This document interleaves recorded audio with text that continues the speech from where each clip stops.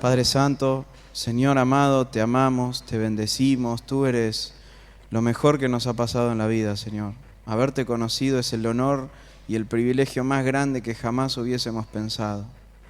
Y has escogido personas viles, necias, Señor, personas que de ninguna manera un rey hubiese escogido, un rey de este mundo jamás nos hubiese escogido a nosotros, pero tú nos has amado, Señor, nos has amado tanto y nos has rescatado, Señor, y has pagado el precio de nuestros pecados.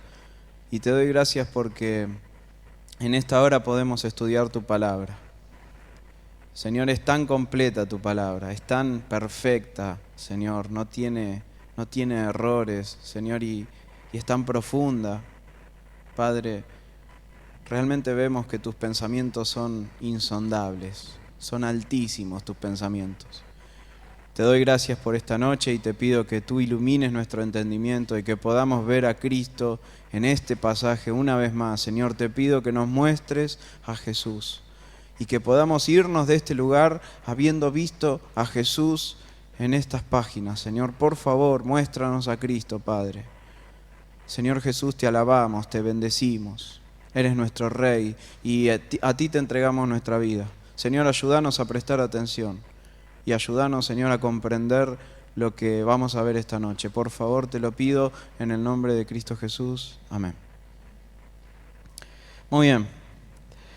Vamos a continuar lo que empezamos la semana pasada.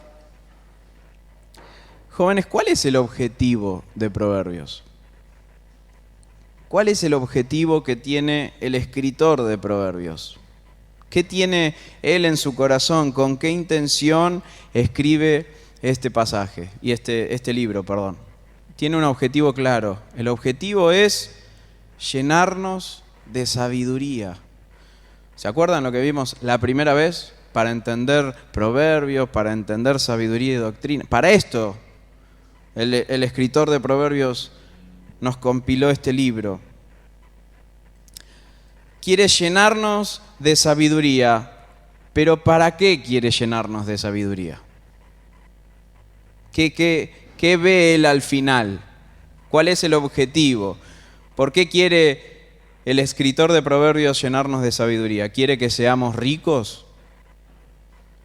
¿Quiere que tengamos una familia estable?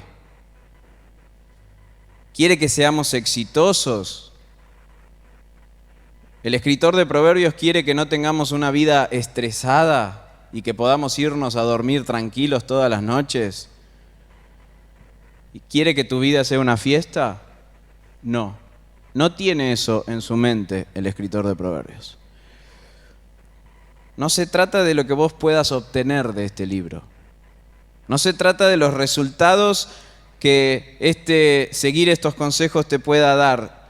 Todos estos consejos fueron pensados para que te ayuden a obedecer a Dios. Nada más.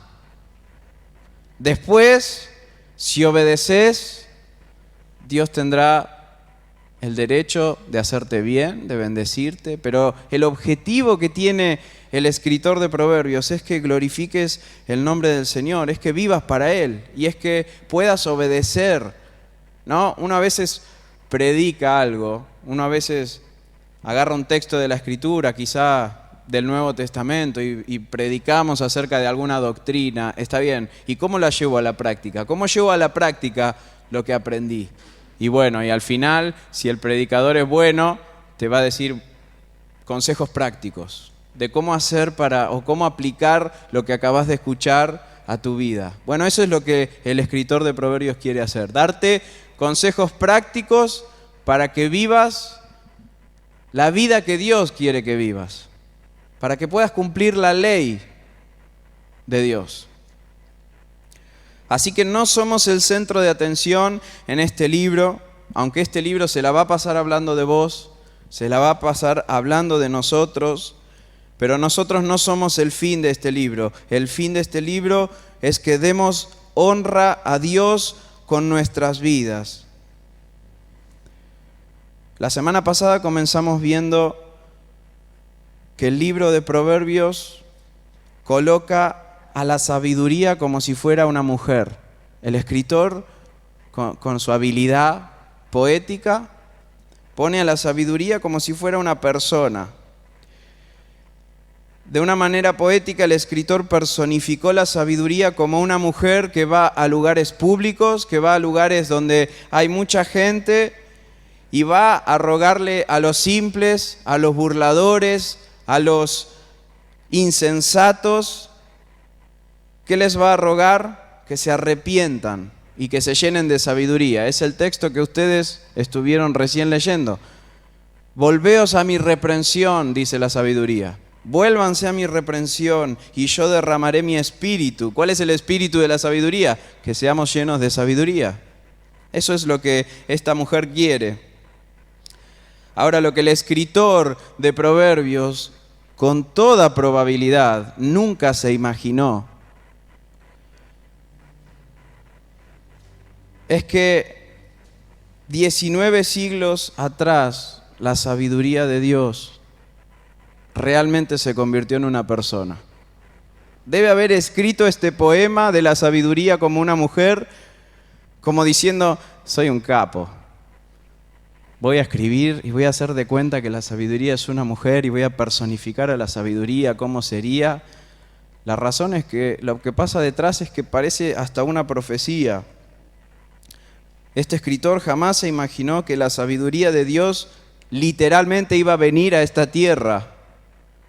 Literalmente iba a venir a este tiempo y espacio en el que vivimos. Pisó esta tierra la sabiduría. Vino, es una persona. Hace 19 siglos nació un bebé en Belén de Judea, un pueblito perdido en el medio de Jerusalén, en el medio de Israel. Nació un bebé que fue anunciado en todo el Antiguo Testamento y que iba a ser llamado Hijo del Altísimo y que iba a nacer de una virgen. El Evangelio de Juan dice que la palabra de Dios, el verbo de Dios, se convirtió en carne y hueso y vino a habitar entre los hombres. Así que la sabiduría de Dios caminaba sobre este mundo.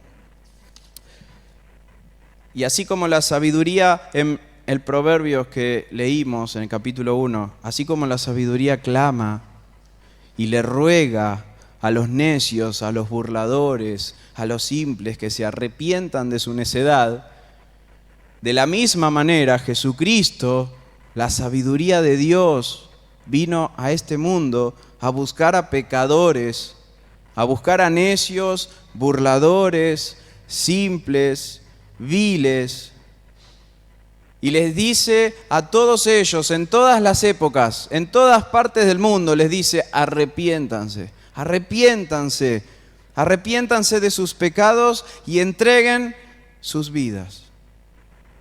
Yo soy la sabiduría de Dios, podría decir Jesucristo. Él es el Señor, Él es el Rey, Él es el Salvador. Y si no prestaste atención la semana pasada, vuelvo a recordarte esto porque me parece que es tremendamente importante. Joven, tu problema no es el dinero. Vamos a hablar de dinero en Proverbios, pero tu problema no es el dinero.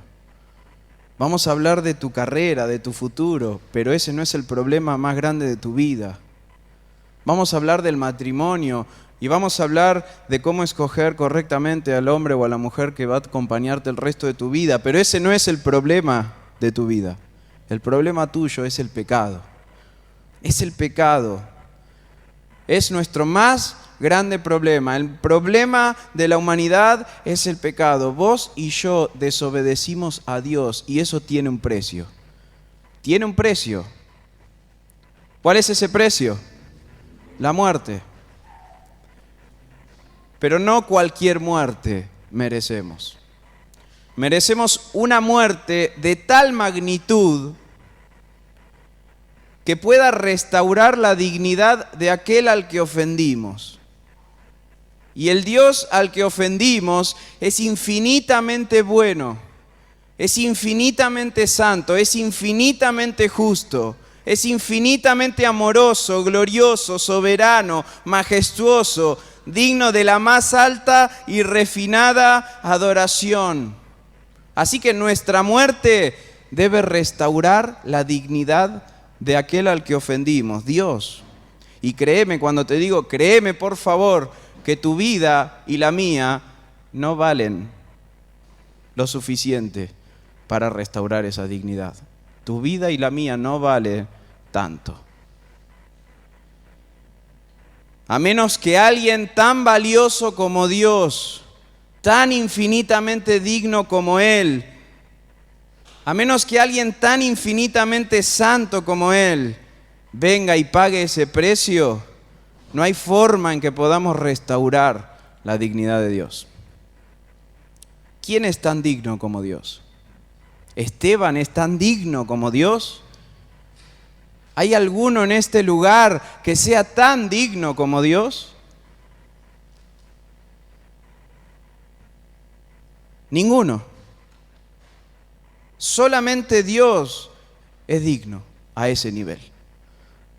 Solamente Dios es sublime y majestuoso. Solamente Él. Ni siquiera el querubín más grande, ni siquiera el que está ahí limpiando con una escoba el trono de Dios, ni siquiera Él es tan digno para sentarse en ese trono. Él no lo puede hacer. La única manera en que la dignidad de Dios sea restaurada es que Dios mismo se haga una persona como nosotros, de carne y hueso, para que venga a representarnos. Porque no hay que pagar el precio por los animales, no hay que pagar el precio por los ángeles, hay que pagar el precio por los seres humanos. Así que si alguien va a restaurar la dignidad que los seres humanos ofendimos, el que la restaure tiene que ser un ser humano. Pero tiene que valer tanto ese ser humano como Dios mismo. Estamos en un problema.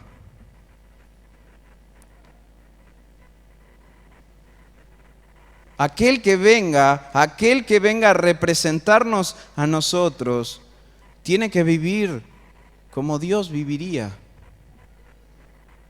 Tiene que vivir en perfecta obediencia a su propia ley. No puede tener un pecado, no me puede representar si tuviese un pecado. Y además tiene que darse a sí mismo en sacrificio porque tiene que pagar el precio. Él no puede pagar en otra moneda. El precio es la muerte y tiene que pagarse con la muerte. No puedo pagar el precio con otra moneda. Bueno, eso es exactamente lo que sucedió, jóvenes. Dios se hizo hombre, se llamó Jesús. Él es el Hijo de Dios y murió en la cruz bajo la ira de Dios y al tercer día resucitó. ¿Por qué resucitó? ¿Por qué Dios resucitó a este Jesús, a este simple hombre? Porque Él es el único que pudo pagar ese precio. Él vale lo necesario. Entonces Dios resucitó a Jesucristo para mostrarnos a todos nosotros, viles pecadores, que Él es el Salvador. Esta historia no es ciencia ficción. Anda a los libros de historia, investiga sobre Jesucristo. Esta no es la historia del hombre. Esta no es la historia del Big Bang. Esta es la historia de Dios que creó el mundo y creó todo lo que ves para mostrar lo que Él es en realidad. No se trata de vos ni de mí la historia, no es nuestra historia. Llegamos a un escenario, nos contrataron, nos llamaron a este teatro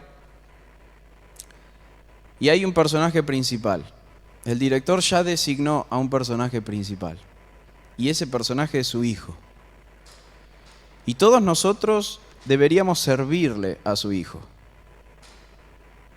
El problema es que nosotros queremos correr de la escena todo el tiempo al personaje principal y recibir nosotros los aplausos. Esta historia no se trata de nosotros, es la historia de Dios. Y lo único que va a determinar dónde vas a pasar la eternidad, si en el cielo o en el infierno, no es cuántos seguidores de Twitter tenés. Lo que va a determinar tu eternidad no es qué tan famoso te hiciste en este mundo, ni cuántos idiomas aprendiste, ni cuánta riqueza acumulaste. Lo que va a definir tu eternidad, no estoy hablando de algo que podrías dejar pasar, es tu eternidad. Es qué vas a hacer con Jesús. ¿Qué vas a hacer con aquel al que Dios puso como el Salvador del mundo? ¿Vas a arrepentirte de tus pecados? ¿Vas a rendirle tu vida a Jesús? ¿Vas a darle tu vida? ¿Le vas a regalar tu vida a Jesús para obedecerle y para glorificar su nombre? ¿O vas a seguir los próximos 50 o 60 o 70 años que te quedan de vida, quizá, viviéndolos a tu manera para glorificarte a vos mismo, para hacer lo que vos querés, y bueno, y después entrar en la eternidad del infierno para siempre, porque el precio lo vas a tener que pagar igual? No queda otra. Lo lamento, bienvenido a este mundo, bienvenido a esta historia.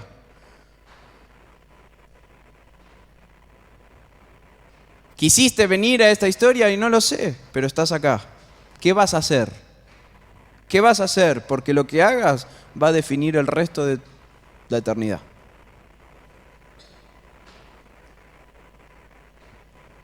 Vas a tener que restaurar la dignidad del que ofendiste. Vas a tener que restaurar la dignidad de Dios. Te podés arrepentir hoy de este lado de la eternidad, o te aseguro que te vas a arrepentir después, pero te vas a arrepentir para siempre y nunca vas a ser perdonado del otro lado. Si te arrepentís de este lado, hay perdón, porque este es el tiempo de la gracia de Dios. Dios te dio este tiempo, esta oportunidad para que hagas uso de esa gracia, para que puedas acercarte a Jesús y darle tu corazón ahora que tenés tiempo. Del otro lado, por más que llores, por más que patalees, ya no hay más misericordia. En el infierno no existe la misericordia de Dios. Y para que te des una idea de lo que es el infierno, y me estoy extendiendo un poquito, hoy saliste a la mañana y estaba fresquito, ¿no? Qué alivio, después de una semana de tanto calor. Ese alivio es la gracia de Dios que no mereces. En el infierno no existe la gracia de Dios. En el infierno no hay un segundo de alivio. No existe. La misericordia de Dios no existe ahí. Saliste y Dios había preparado una mañana agradable. Olvídate, en el infierno no existe eso. Fíjate lo terrible que va a ser esa eternidad. Hoy simplemente quiero con ustedes examinar el capítulo 8 de Proverbios, solo para que apreciemos al Salvador que Dios nos dio. Quiero examinar con vos la inmensa belleza de Jesús y quiero que veas que Él es el Salvador. Si hay algo que quisiera que te des cuenta esta noche, es que hay un abismo de diferencia entre vos y Jesucristo. Necesito que entiendas que vos no podés pagar ese precio. Eso es lo que necesito que entiendas esta noche. Vos no podés pagar el precio de tu pecado. No lo podés pagar. Se necesita a alguien como el que va a describir Proverbios 8. Todas las personas, incluyéndote a vos y a mí, y aún los más sabios y más famosos del mundo, por más que acumulen lo que acumulen, no van a ser nunca dignos de pagar un precio tan alto. Todos nos quedamos cortos con Jesús, todos. Si ustedes ponen a Jesús al lado mío, hay un abismo infinito de diferencia entre Él y yo. Y lo mismo podés pensar de vos. Dice Proverbios 8, ¿no clama la sabiduría y da su voz la inteligencia? En las alturas junto al camino, a las encrucijadas de las veredas se para. En el lugar de las puertas, a la entrada de la ciudad, a la entrada de las puertas da voces. Oh hombres, a vosotros clamo, dirijo mi voz a los hijos de los hombres. Entended, oh simples, discreción, y vosotros necios, entrad en cordura. Jóvenes, miren la disposición de la sabiduría en este pedacito de texto. No es que la sabiduría está allá sentada. Imagínense si ustedes fueran la sabiduría, ¿qué pasaría? Si yo fuera la sabiduría, lo más probable es que yo me siente en mi trono de la sabiduría, esperando que los necios algún día vengan a buscarme. Pero la sabiduría no está allá cómodamente sentada en su trono, esperando que alguno venga a buscarla. Dice que la sabiduría clama. Esa palabra clamor no es no sé, como cuando te llama tu mamá. Es de verdad un clamor. Tu vida está en peligro y alguien te está gritando. Salí de donde estás. Está a punto de atropellarte el tren. Es ese grito desgarrador. Eso significa clamar, gritar con todas tus fuerzas, desesperadamente. La sabiduría de Dios está llamando con toda la potencia de su voz porque tiene que alcanzar a todos los que le sea posible. Y no solamente clama, dice, ¿qué hace? ¿Clama desde su trono sentada? No, sale a buscar. Va a todos lados donde le sea posible. Va a los lugares donde más personas pueda encontrar. ¿Cuántas veces nosotros tenemos la solución a un problema y nos quedamos callados? ¿No? Y nos hacemos los importantes porque yo sé la solución. O porque yo sé algo que los demás no saben. Es como un secreto ahí. ¿No? ¿Vieron las recetas secretas de las pizzas o de un alimento que nadie se lo quiere decir a nadie? ¿No? Y todos se sienten superiores porque cuando lo hacen sale perfecto y no, eso me lo voy a llevar a la tumba. Bueno, la sabiduría es totalmente contrario a eso. Miren la humildad de la sabiduría, la humildad de la sabiduría. Sale la sabiduría y quiere llenar de todo lo que ella es a los hombres. No quiere guardarse nada para sí mismo. ¿Acaso Jesús hizo esto? Dice Filipenses 2, haya pues en vosotros este sentir que hubo también en Cristo Jesús, el cual, siendo en forma de Dios, no estimó el ser igual a Dios como cosa a que aferrarse, sino que se despojó a sí mismo, tomando forma de siervo, hecho semejante a los hombres, y estando en la condición de hombre, se humilló a sí mismo, haciéndose obediente hasta la muerte y muerte de cruz. Jóvenes, ¿qué sería de nosotros si Cristo hubiese preferido su trono? ¿Qué sería de vos si Jesús hubiese dicho, no, yo estoy cómodo en mi trono? Yo estoy cómodo con mis riquezas, con mis ángeles, con mi poder, con mi majestad. Soy el Hijo de Dios. Pero este texto de Filipenses dice que Jesús se despojó de su deidad. Joven, ¿vos te das cuenta lo que Jesús hizo? Si vos fueras Dios, ¿harías lo mismo? Pero te pregunto, quizá lo harías por alguien que vale la pena. ¿Harías eso por viles pecadores que te aborrecen y te odian? Bueno, eso es exactamente lo que hizo Jesús. Miren la diferencia entre Jesús y nosotros. Él siendo Dios se humilló y nosotros siendo nada no nos humillamos. Siendo Dios, Jesucristo se humilló y vino a este mundo, y nosotros, siendo nada, nos hacemos los soberbios, no nos humillamos. Nos creemos superiores a los otros, nos creemos mejores, nos creemos valiosos. Y si por lo menos valiéramos algo, tendríamos algo de razón, pero no lo valemos. Y Jesús lo vale todo. Por Jesús fue hecho el universo, dice Hebreos 1:2. Él hizo el universo. ¿Cuánto vale el que hizo el universo? Y aún así, el que hizo el universo vino a padecer hambre, vino a padecer cansancio, vino a recibir cachetazos,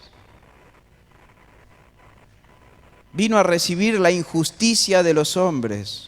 Siendo el rey de todo, se hizo siervo. Y no solamente la humildad de la sabiduría, miren la compasión de la sabiduría. No se quedó en su lugar. Eso es compasión, fue a buscarlos. No se quedó en simplemente llamarlos. Y no es que fue a lugares sencillos. Dice el versículo 2, ¿a dónde fue la sabiduría? A buscarlos. A las alturas, junto al camino, en las encrucijadas de las veredas, en los lugares atestados de gente, ahí te fue a buscar. No fue fácil para la sabiduría, pero la compasión de la sabiduría es tan grande que salió a buscar a todos. Jesucristo dijo en Marcos 6:34, dice el texto, salió Jesús y vio una gran multitud y tuvo compasión de ellos porque eran como ovejas que no tenían pastor, y comenzó a enseñarles muchas cosas. Yo te hago una pregunta con total sinceridad. ¿Vos sos una persona compasiva? ¿Sos alguien que se compadece de la necesidad del otro? ¿Te importa la necesidad del otro? A Jesús le importó tanto nuestra eternidad que se despojó de sí mismo. Miren la compasión de Jesús. Nos vio como ovejas que no tienen pastor, totalmente desorientadas, una por allá, otra por allá, totalmente indefensas, a la merced de cualquier lobo. Bueno, Jesús tuvo compasión de vos. ¿Vos tenés compasión de los demás? ¿O ves a alguien en la calle y no te compadeces? ¿Ves a alguien sufriendo y no te interesa? ¿Ves a alguien que tiene algún problema y no lo llamás, no le preguntás, no te preocupás? Bueno, ¿ves qué diferente que somos a Jesucristo? Pero hay más todavía. Recién empezó este texto, Miren el amor y la misericordia de la sabiduría. Dice el versículo 4, oh hombres, a vosotros clamo, dirijo mi voz a los hijos de los hombres, entended, oh simples, discreción, y vosotros necios, entrad en cordura. ¿A quién fue a buscar la sabiduría? ¿Fue a buscar a los sabios? ¿Fue a buscar a los mejores? ¿Fue a buscar a los ricos y a la élite? Fue a buscar necios y simples. Miren el amor y la misericordia de la sabiduría.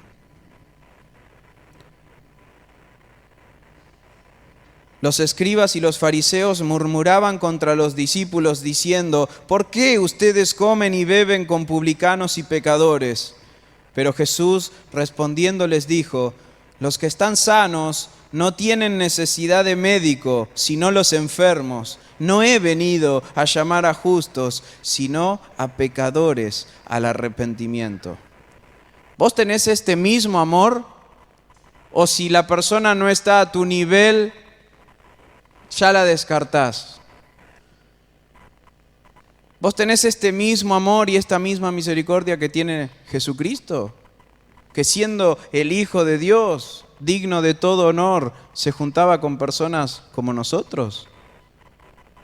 o peores que nosotros. Muy bien, sigamos. Dice el versículo 6, oíd, porque hablaré cosas excelentes y abriré mis labios para cosas rectas, porque mi boca hablará verdad y la impiedad abominan mis labios. Escucha bien, joven, justas son todas las razones de mi boca, todas las razones son justas. No hay en ellas cosa perversa ni torcida. Todas ellas son rectas al que entiende y razonables a los que han hallado sabiduría. De la boca de la sabiduría jamás salió una mala palabra. Jamás. Ni una mentira. Ni una obscenidad, ni un chiste verde, nada. Lo único que la sabiduría dice es verdad, es rectitud, es justicia. Y dice la sabiduría que aborrece la impiedad. ¿Cómo se llama eso? Santidad. ¿Acaso, jóvenes, esta es tu manera de hablar? ¿Acaso será que lo único que sale de tu boca y de la mía es verdad, rectitud, justicia y santidad? ¿Será que nunca en la vida mentimos vos y yo? ¿Será que nunca dijimos una obscenidad? ¿Será que nunca dijimos malas palabras? ¿Será que nunca insultaste a nadie? ¿Será que nunca hablaste mal a espaldas de alguien? ¿Será que nunca tomaste el nombre de Dios en vano? Bueno, a diferencia de nosotros, Jesús jamás hizo esto. Ni una vez. Vamos a buscar Lucas, capítulo 5, versículo 19. Y después vamos a volver a Proverbios. Vamos a ver si... Sigo tratando de ver si Jesús es la sabiduría de Dios o no, si veo a Jesús en este texto o no. Lucas 5:19.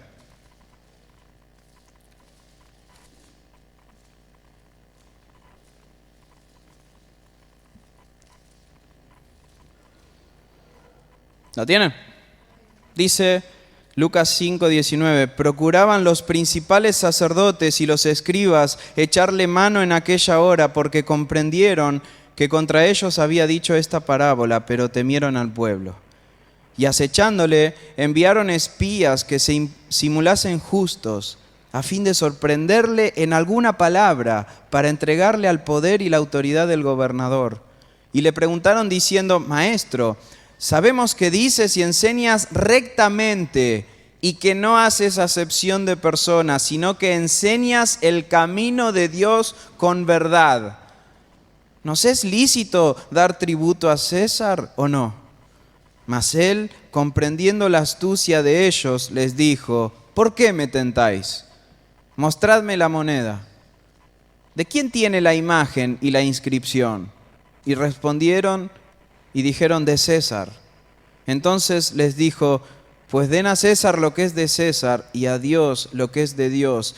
Y no pudieron sorprenderle en palabra alguna delante del pueblo, sino que maravillados de su respuesta, callaron. Lo único que Jesús decía era la verdad.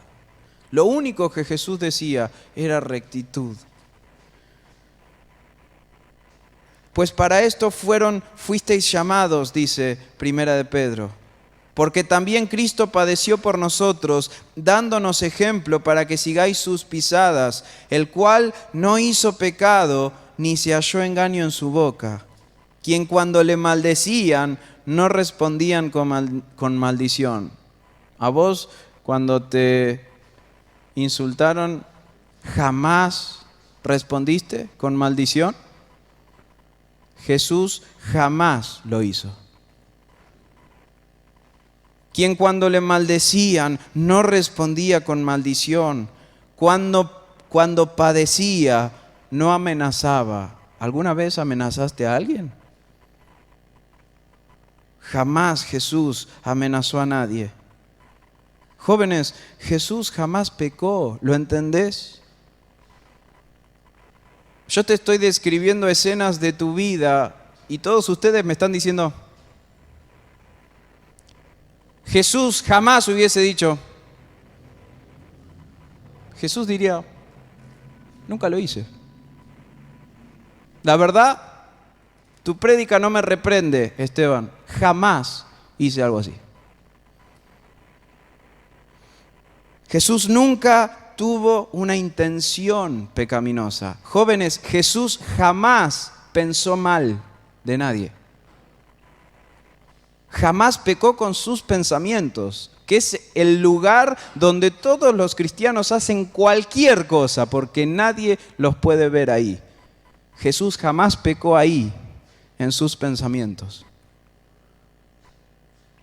Pregunto, ¿es distinto Jesús de nosotros?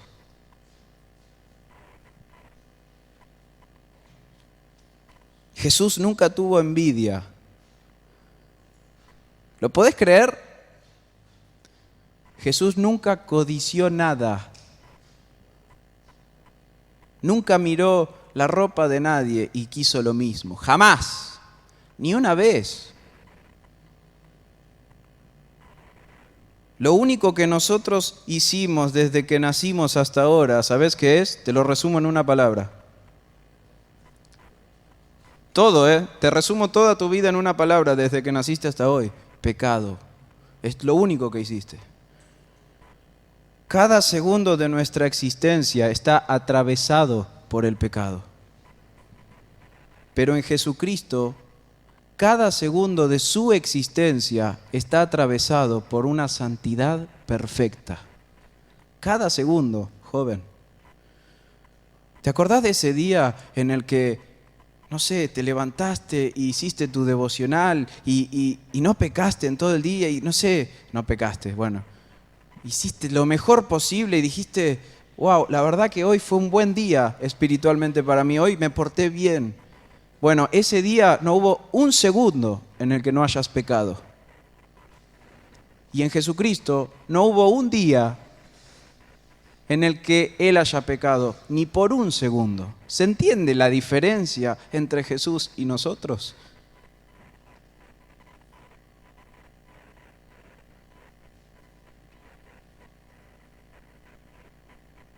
Cada pensamiento, cada intención, cada deseo de Jesús fue puro. Total y absolutamente santo cada segundo de su vida por más de 30 años.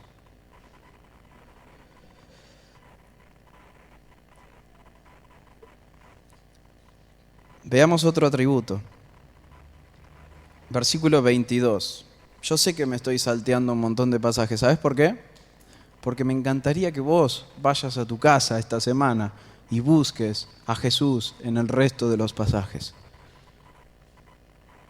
Vamos al versículo 22. Dice, Jehová me poseía en el principio, ya de antiguo, antes de sus obras. Eternamente tuve el principado desde el principio. Antes de la tierra, antes de los abismos, fui engendrada.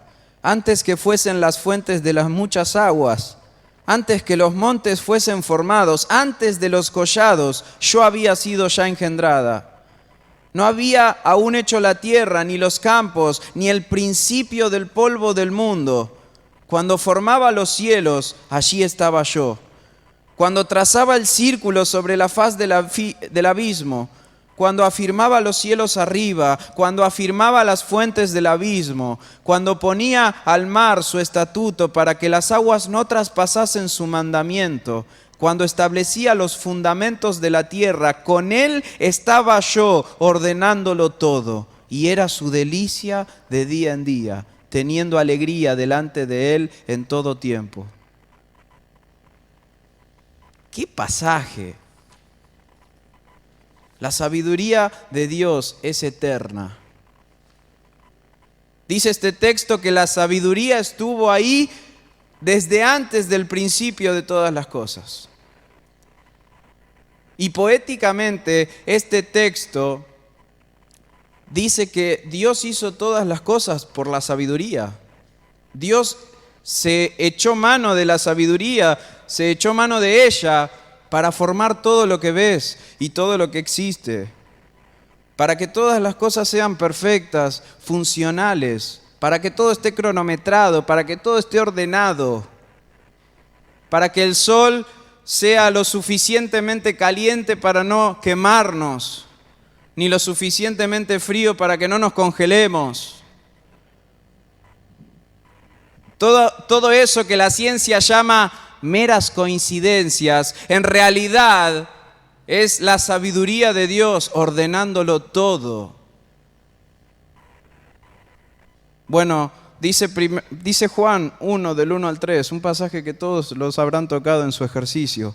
En el principio era el Verbo, y el Verbo era con Dios, y el Verbo era Dios. Este era en el principio con Dios. Todas las cosas fueron por Él hechas, y sin Él nada de lo que ha sido hecho fue hecho. Jesús dice de sí mismo esto: Abraham, vuestro padre, se gozó de que había de ver mi día, y lo vio y se gozó. Entonces le dijeron los judíos: tú aún no tienes 50 años y has visto a Abraham. Y Jesús les dijo: de cierto les digo, antes que Abraham fuese, yo soy. Abraham hacía más de 2000 años que había vivido en la tierra. Colosenses 1:16 dice esto: porque en Cristo fueron creadas todas las cosas, las que hay en los cielos y las que hay en la tierra, visibles e invisibles, sean tronos, sean dominios, sean principados, sean potestades. Todo fue creado por medio de Él y para Él. ¿Quién es la sabiduría de Dios?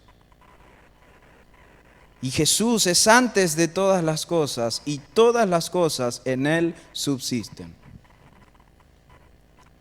La secta de los testigos de Jehová usan este pasaje que leímos en Proverbios para decir que Cristo no es ni Dios ni eterno, sino una criatura. Porque este pasaje que leímos en Proverbios dice en el versículo 24, antes de los abismos fui engendrada. Entonces dicen que Jesucristo fue engendrado, era una criatura más. Ahora, un versículo antes dice: eternamente tuve el principado desde el principio. Lo que el escritor de Proverbios está diciendo poéticamente, y eso es algo que no deberían olvidar los testigos de Jehová, lo que el escritor está diciendo es que todas las cosas que fueron creadas fueron un producto, un reflejo de la sabiduría infinita y eterna de Dios. No que la sabiduría haya sido creada. Piensen por un segundo la locura de lo que esto significa. ¿Cómo haría Dios para crear la sabiduría? ¿Con qué la crearía? ¿Qué se necesita para crear sabiduría? ¿No se necesita sabiduría? ¿No se necesitaría ser sabio para crear algo como la sabiduría misma? ¡Qué locura! Jóvenes, Cristo no es una criatura. Cristo no fue creado antes de que Dios cree el universo. Jesucristo es Dios mismo, con todos sus atributos. Él es eterno. ¿Y por qué necesitamos que Jesús sea eterno? ¿Vos sos eterno? ¿Por qué necesito entonces que Jesús sea eterno? ¿Qué importancia tiene para nuestra salvación que Jesucristo sea eterno? Tiene una importancia impresionante, inmensa. Si Cristo no fuese eterno, si Cristo no viviera eternamente y para siempre, su sacrificio no podría asegurar eternamente mi salvación. Yo necesito que alguien restaure la dignidad de Dios y Él es eterno. Necesito que alguien eterno pague el precio. Hay que restaurar la eternidad ofendida de Dios. Y Jesucristo es eterno. Vamos a Hebreos, capítulo 7, versículo 22.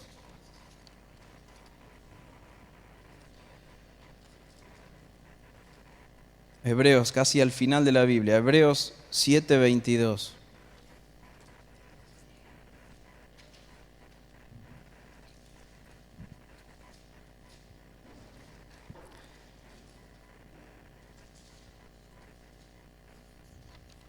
Amén. ¿Me tiran un amén cuando lo tienen? Por favor. Un amén solo, escuché. Hebreos 7, 22.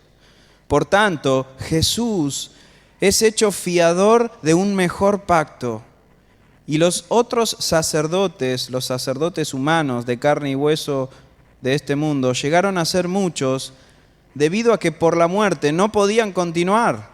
Mas este, por cuanto permanece para siempre, tiene un sacerdocio inmutable, por lo cual puede también salvar perpetuamente a los que por él se acercan a Dios, viviendo siempre para interceder por ellos. Joven, vos vas a estar en el cielo, y la razón por la que vas a estar eternamente en el cielo es porque Jesús va a estar ahí, asegurando eternamente tu salvación.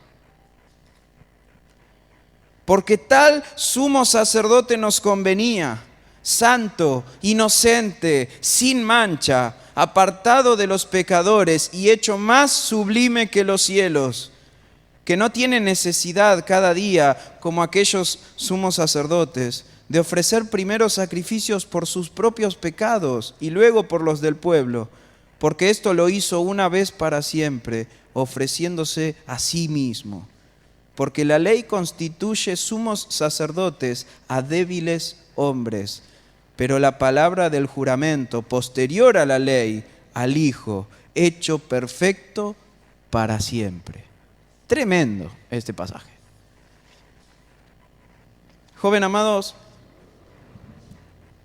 ¿pudieron ver que de ninguna manera nuestra vida puede restaurar la dignidad de Dios? ¿Pueden ver que nuestro pecado ha hecho estragos en nuestra vida? Hay personas que creen que Dios les va a dar la salvación porque han sido buenos, o porque han sido buenos padres, o porque han sido buenos en el trabajo, o porque no mataron a nadie. Hay cristianos, si se los puede llamar así, que creen que Dios va a tener algún tipo de contemplación porque hicieron algo en la iglesia, porque ayudaron a algún área. Nuestra vida no puede restaurar la dignidad de Dios.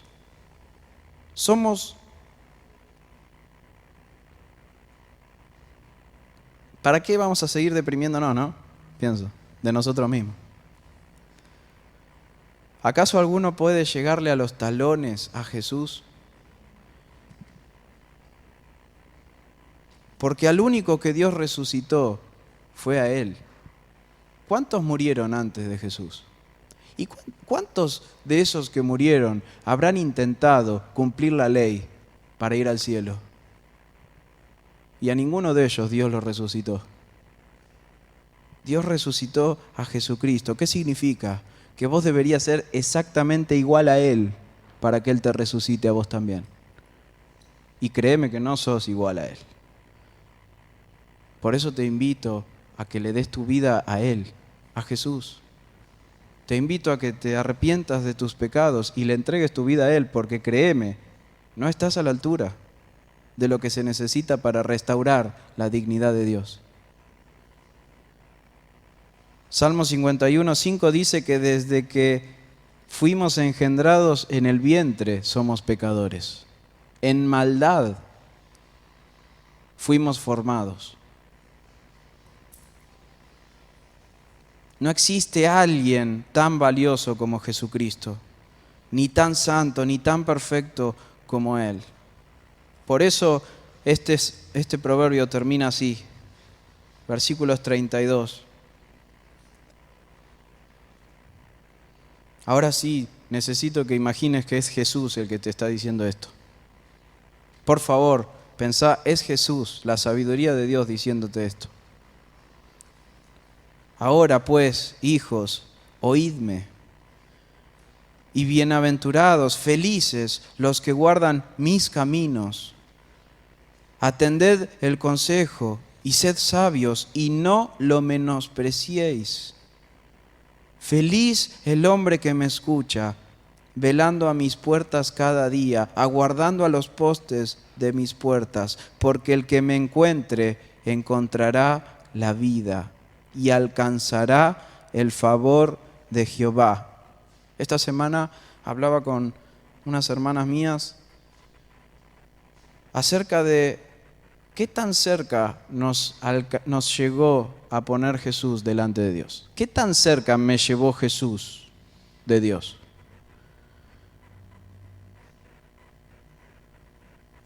Dice este pasaje, el 35, el que me halle hallará la vida y alcanzará el favor de Jehová. No es que la sabiduría de Dios te deja a 50 metros del favor de Jehová. La sabiduría de Dios te hará alcanzar el favor de Jehová. Joven, Jesucristo te acercó a Dios lo más posible que se puede estar de Él. No hay nada que vos puedas hacer para agregar algo a lo que Jesucristo hizo.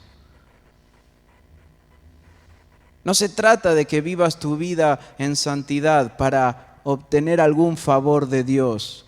Se trata de que vivas tu vida en santidad, en agradecimiento a lo que Jesucristo hizo, porque de ninguna manera vos podrías haberte acercado tanto a Dios.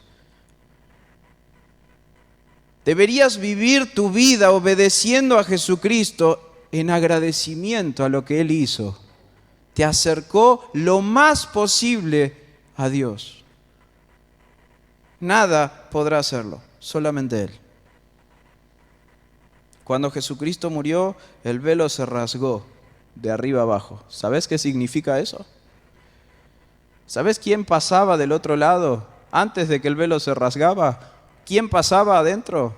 Una sola persona, una vez por año, porque ese lugar representaba el trono mismo de Dios. Pero cuando Jesús murió, se rasgó esa cortina. ¿Qué significa? Que vos podés entrar libremente al lugar donde nadie jamás pudo entrar, ni siquiera los ángeles, a la presencia misma de Dios.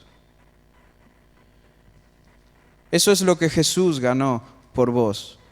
Ahora, la semana pasada habíamos terminado con un versículo muy hermoso. Mas el que me oye habitará confiadamente, sin temor del mal, dice Proverbios 1. Este termina con una advertencia impresionante. Dice el versículo 36, mas el que peca contra mí defrauda su alma. Todos los que me aborrecen aman la muerte. Tremendo. Lo voy a leer porque se me pone la piel de gallina cada vez que lo leo. Mas el que peca contra mí defrauda su alma. Te estás traicionando a vos mismo cuando pecas. Porque el que va a pagar las consecuencias vas a ser vos. Dios no. El que peca contra mí defrauda su alma. Todos los que me aborrecen aman la muerte. Impresionante. Jesucristo es la sabiduría de Dios, joven. ¿Estás en Cristo? ¿Estás en Cristo? ¿Le conociste? ¿Le amás? ¿Anhelás ser lo que muchas veces no sos para Él, pero lo anhelás y lo deseás y das tu mejor esfuerzo por obedecer? ¿Le entregaste tu vida con todo tu corazón? ¿Renunciaste a este mundo asqueroso por Él para seguirle y obedecerle y honrarle? Porque Él es la sabiduría de Dios. Él. Él es la sabiduría. ¿Vos querés sabiduría? ¿Vos querés seguir avanzando en esto? Asegúrate de que estás en Cristo. Asegúrate de que tenés a Cristo en tu corazón. Asegúrate de que le amás. Asegúrate de que renunciaste a este mundo por Él. Asegúrate. Amén. Te invito a leer un pasaje más. Lo leemos y cerramos. ¿Sí? Primera de Corintios 1, 18.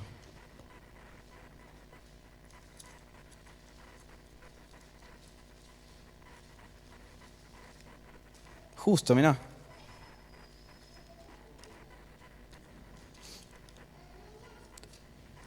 Primera de Corintios 1, 18.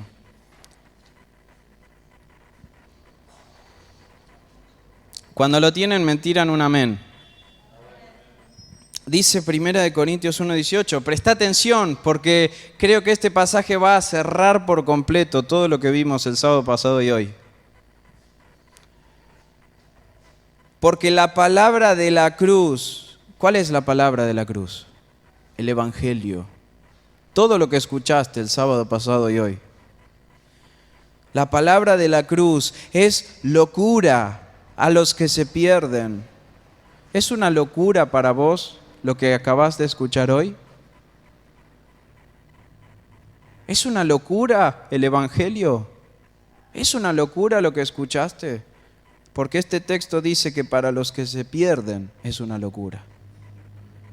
La palabra de la cruz es locura a los que se pierden, pero a los que se salvan, esto es a nosotros, es poder de Dios.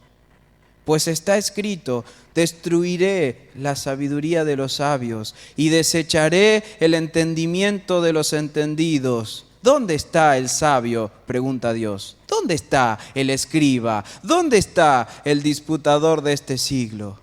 ¿No ha enloquecido Dios la sabiduría del mundo? Pues ya que en la sabiduría de Dios el mundo no conoció a Dios mediante la sabiduría, agradó a Dios salvar a los creyentes por la locura de la predicación. El hombre miró todo lo que Dios creó y dijo: no, Dios no existe. No, esto fue de otra manera. No, esto no fue así. Y ya que desecharon a Dios, y ya que quisieron adorar a su propia sabiduría, a su propia mente, a su propio orgullo y egoísmo, Dios decidió salvar al mundo mediante la predicación del Evangelio. Una locura. Porque los judíos piden señales y los griegos buscan sabiduría, pero nosotros predicamos a Cristo crucificado, para los judíos ciertamente tropezadero y para los gentiles locura, mas para los llamados, así judíos como griegos, Cristo, poder de Dios y sabiduría de Dios. Sí, joven, ese judío roñoso que murió hace 2000 años atrás es el único salvador que Dios le dio a este mundo. ¿Es una locura? Ese hebreo que no tiene nada que ver con tu argentinidad es el salvador del mundo. ¡Qué locura! Para los que se pierden. Pero para los que se salvan, Cristo es la sabiduría de Dios. Porque lo insensato de Dios es más sabio que los hombres. Joven, este texto no está diciendo que hay alguna insensatez en Dios. Lo que este texto está diciendo es que Dios no va a necesitar echar mano de su sabiduría para condenar al mundo. Nadie va a presentar un argumento que deje a Dios titubeando. Uy, no la pensé nunca esa. Jamás Dios va a decir eso el día del juicio. Lo insensato de Dios es más sabio infinitamente que los hombres. ¿Qué argumento le vas a dar el día del juicio? Y lo débil de Dios es más fuerte que los hombres. ¿Te vas a escapar del tribunal? ¿Vieron cuando condenan a alguien a perpetua y se quiere ir y aparecen los policías y se arma un tole-tole? ¿Qué vas a hacer? ¿Te vas a escapar del tribunal? ¿De Dios? Cristo es la sabiduría de Dios. ¿Qué vas a hacer? Tu eternidad depende de lo que hagas con Él. Amén. Oremos. Padre Santo, Señor, gracias por tu palabra. Gracias porque es tan profunda, Señor. Es tan profunda. Podríamos haber seguido tanto tiempo más. Pero nos quedamos con ganas de más, Señor. Te pido que podamos esta semana repasar este texto y encontrarte otra vez, y otra vez, y otra vez, y poder mirar tu gloria, poder admirar tu belleza, poder conocer todas tus virtudes y excelencias. Señor Jesucristo, tú eres el escogido de Dios, tú eres el ungido, tú eres el santo, tú eres el Hijo de Dios. Eres el único mediador entre Dios y los hombres. Eres el único que pudo ofrecer un sacrificio aceptable. Te entregamos nuestra vida, Señor Jesús. Eres nuestro Rey. Manda y nosotros obedecemos. Señor, domina todas nuestras vidas. Domina nuestros pensamientos. Te ruego, Señor Jesús, que nos des la capacidad de vivir una vida que te agrade a ti, Señor.